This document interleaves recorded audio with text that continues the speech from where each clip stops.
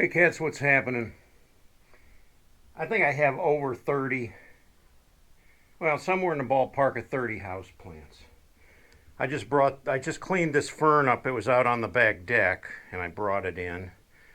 These ones have stayed in. But it's getting that time of year where I have to start bringing them in. Here's a little one that I've been getting started here.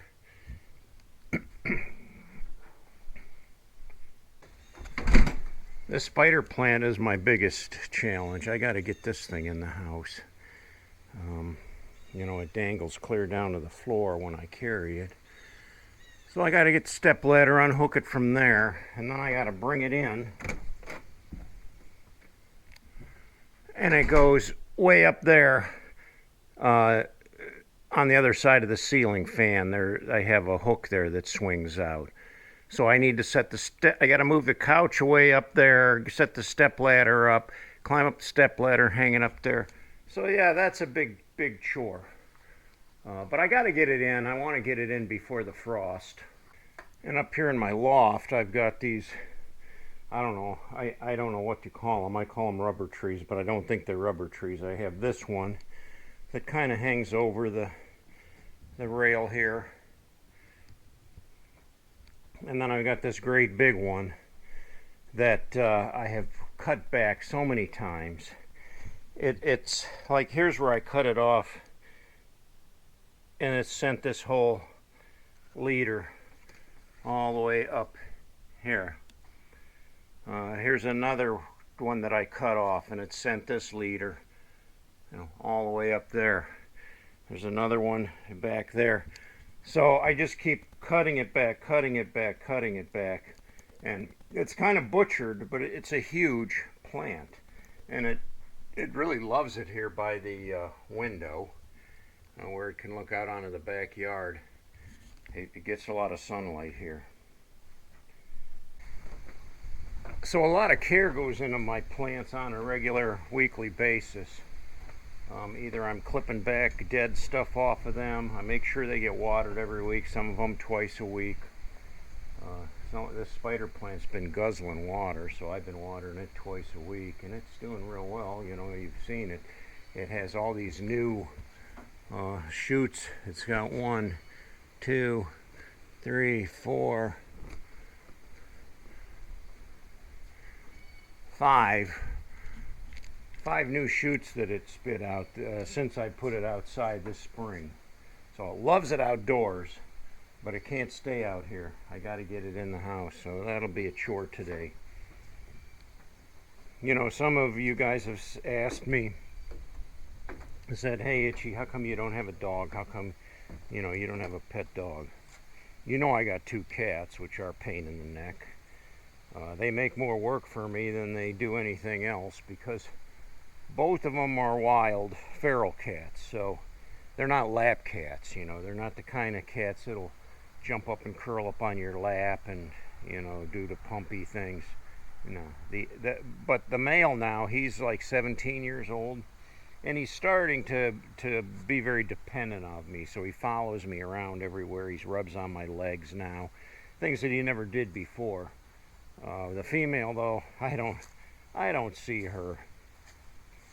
But I'm fond of dogs. I've had dogs, and I've had a lot of dogs in my past life. In fact, as the story goes here, you'll see that I do have my dog house here, and I did put wire over the opening to keep the raccoons from going in there, because the raccoons were going in there and making a nest. But I built this for the dogs, and I had a watering bucket inside there to keep the leaves from going in it. It just kind of resembled a little house, and it was a nice place for them. When I lived in Akron, we had a shepherd husky, beautiful dog. We called him Bear, and Bear was one of the nicest dogs you could imagine. Not vicious or ferocious, but a great watchdog. Loved the kids. Loved the family, loved being part of the family, loved going on walks and hikes with us. When we sold the house and moved, it was about a week later that we got a call from one of the neighbors of our old house that said, Bear's sitting on the front porch of the house you sold. It's like, what? Looked around, Bear was nowhere to be found. I drove back to our old house, and sure enough, there was Bear. How he got there, I don't know. It's miraculous how these animals have like this sense of direction, and they know exactly where they're going without a map. I don't get it. I mean, it's like a God-given thing. It's like one of the miracles, that things that you don't really realize in life. How, these birds, when they migrate, they know exactly where to fly. They know where to go. They don't have to have a map, or they don't have to have GPS. It's built into them. They kind of know where they're at. So anyway, we got Bear back home. It was a few years later that a neighbor across the street, not the neighbors that are there now, but the boy brought over a hybrid wolf pup. It was just a little ball of fur, a little pup, and he let my kids play with it, and it was so cute. I mean, it was just adorable. How could you not like it? And so he left and went home, but he left the pup here. Now, you wouldn't think that's a problem, but I called him and said, hey, when are you going to come and get your pup? And he said, oh, I'm not. My mom won't let me have it, so it's yours now. I said, well, where did you get it? He said, well, it was lost. It was in our yard, and I just took it in. And I don't know where it came from, because none of our neighbors knew where it came from either. So, and back then they didn't really have the social network that you could reach out and say anybody lost a pup. So we ended up keeping the thing. A little female. We called her Shadow. Shadow had one blue eye, one brown eye, and that's a trait of the Samoyed breed of Alaskan Husky. But it had been bred with wolves, so it had a lot of wolf. She looked like a wolf. She had the wolf stature. She had the wolf tail, the face, the whole thing, and she had a lot of wolf tendencies. Well, the doghouse here used to have a chain link compound that went around, and when the dogs weren't in the house, they were out there in that compound where they could do their business and hang out during the day without running. Because if we didn't keep them tied up, I didn't want them to run. I mean, some people let their dogs run out here in the country, and I don't do that. But Shadow and Bear ended up mating, and they had a litter. They sold like hotcakes. I mean, they were $50 a piece, and when they were old enough, when they were a month or two old, the people came and took them like crazy. So she had another litter, and again, those sold. In fact, we were gone one day. We came home, and one of the pups was missing, and it was in the chain link compound, so it couldn't have gotten out. And there was a note on the front door that said, hey, we came to buy one of your pups. We'll pay you later. And they took the pup. And we never heard from them again, so who knows what kind of a home that dog ended up going to. But they never did come back and pay for the dog. No sweat off my back. I didn't really care. I mean, if somebody wanted a dog that bad that they had to steal it out of the pen, then take it. If you're that hard up for a dog, then take it. So anyway, the last dog we had left was what I call the runt. Of course, you can use that term in different regards to puppies. I mean, it could be the smallest one in the litter. This guy was the biggest, clumsiest oaf of all the puppies. And we ended up keeping him, and we named him Manito. eventually Bear passed away of old age, and so we had Manito and we had Shadow. So at that point we had them neutered and spayed because we didn't want any more puppies. I took down the compound, and I had a pipe that I drove in the ground out here in the yard, and I had a big ring on there that I could hook his cable up to, and he could go around in a 30-foot diameter. He could go inside the doghouse there. He could go around the yard there. He could get underneath the front porch there. And I kept Manito tied up because he would run. And as long as he was tied up, Shadow would stay here with him. She would not run.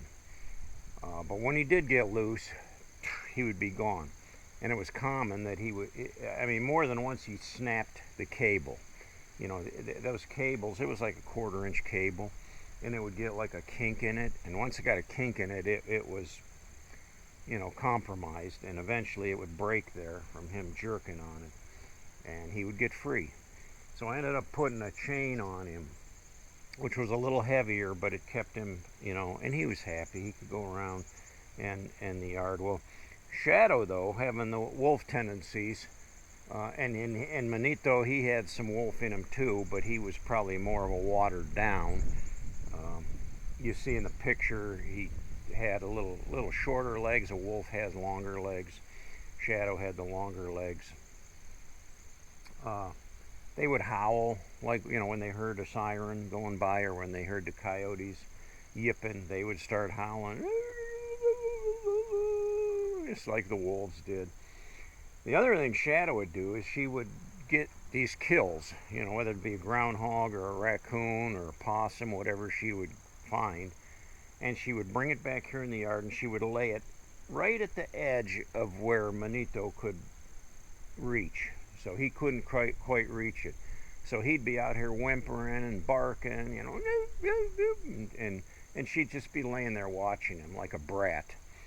And I'd come out, and what's going on out here? And I'd find, Shadow, come on, you know, so I'd take the kill and I'd pitch it back in the woods. And needless to say, it wouldn't take her 20 minutes, a half hour or so, she'd have it right back here in the yard again. In fact, one time she dragged a whole deer carcass out of the woods and had it laying here in the yard right where he couldn't reach it. And I took that deer carcass and I dragged it way back in the woods, and I scolded her. I said, you know, quit bringing these things up in the yard. Well, she got angry with me, and she was like, I mean, she was not happy at all. She didn't bring it back, but I mean, they were smart. They were very smart animals, and they would listen. Eventually, Shadow ended up with some kind of a tumor in her spine that broke, and she basically bled to death internally. Before we could get her to the vet, before we realized anything was wrong with her, you know, it was too late. And we rushed her to the vet, and at that point, you know, the vet said there's nothing we can do. Her whole insides are bleeding, and she had, you know, the x-rays show that there's nothing we can do. So we had to put her down. We had Manito for quite a few more years, and he basically, instead of keeping him tied up out here, he became a house dog. You know, Val loved that dog and always took care of him the best that she could. And he loved her to death. And eventually he got to where he couldn't, you know, get up and walk anymore. We had to have a diaper on him in the house because he couldn't hold his, you know, pee or anything like that. And eventually we had to put him down too. Up here on the Pine Tree Hill is the pet cemetery. You'll see there's stones all over here. This one, that's Shadow. Bear is up here somewhere. That's one of the cats. I think Bear's over here somewhere, but I haven't been able to find his stone. They get buried over time. And this is Manito. We called him Nito. So But we have all kinds of cat stones up here. There's more up here. They're kind of buried with pine needles. There's my son's dog Ranger over here. So now they all rest in peace up here on the hill. Now comes to the question, why don't I have a dog today? To be honest with you, I just don't want the added responsibility right now. Having the 2 cats is challenging enough for me. Not that it's a challenge, they just make a lot of work. And I spend a lot of money on them too, between food and vet, cat litter. I mean, it's unbelievable how much money you will spend on pets, and when you got 2 of them, it's like having 2 kids to feed. So it's a lot of work just with the 2 cats, and I just don't want the responsibility of having a dog. You know, if I want to travel or go away somewhere, I don't want to be burdened with having, you know, some pets that I have to deal with. You either to take them along with you, or you have to figure out what you're going to do with them, board them somewhere, or find somebody to come and feed them every day while you're gone. And I mean, I'm in that pickle right now with my cats. If I ever want to go on a trip for more than a few days, I have to have somebody come and take care of them. And I have a nice little lady that is always more than happy to come and help me out.